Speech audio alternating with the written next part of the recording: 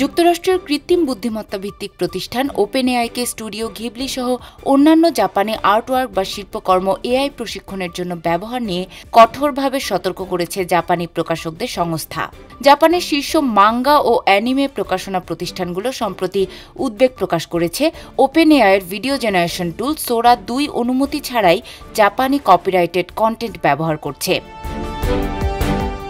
চলতি বছরের শুরুতে বিশ্বজুড়ে সামাজিক যোগাযোগ মাধ্যমে ঘিবলি স্টাইলের অনেক ছবি ভাইরাল হয়। তবে এসব ছবি জাপানের স্টুডিও ঘিবলি তৈরি করেনি, বরং এগুলো তৈরি হয়েছে ওপেনএআইয়ের চ্যাটজিপিটি এবং সোরা টুল ব্যবহার করে।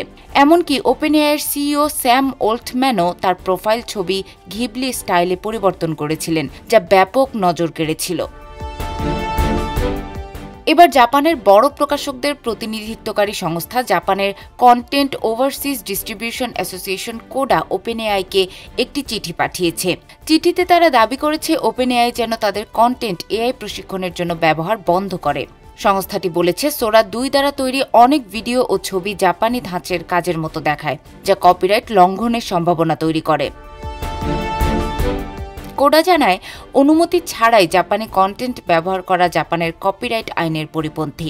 ওপেনএআইয়ের সিস্টেম এমনভাবে তৈরি যা আগে থেকে কারো অনুমতি চায় না, বরং যদি কোনো কপিরাইটধারী চান তার কাজ এআই মডেল প্রশিক্ষণে ব্যবহার না হোক, তাহলে তাকে নিজে থেকে ওপেনএআইকে জানাতে হয়। জাপানের আইন অনুযায়ী কন্টেন্ট ব্যবহারের আগে অনুমতি নেওয়া বাধ্যতামূলক।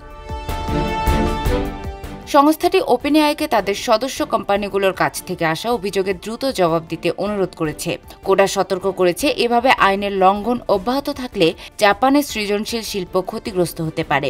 এর মধ্যে আছে জনপ্রিয় এনিমে, মাঙ্গা সহ অন্যান্য শিল্পকর্ম। ওপেনএআই সোরা অ্যাপ এরই মধ্যে স্পঞ্জবব স্কোয়ারপ্যান্টসের মতো কপিরাইটেড চরিত্র ব্যবহার করে ভিডিও তৈরির কারণে সমালোচনার মুখে পড়েছে। তবে কোম্পানি এখনও জাপানের সর্বশেষ সতর্কবার্তার বিষয়ে কোনো প্রকাশ্য মন্তব্য করেনি।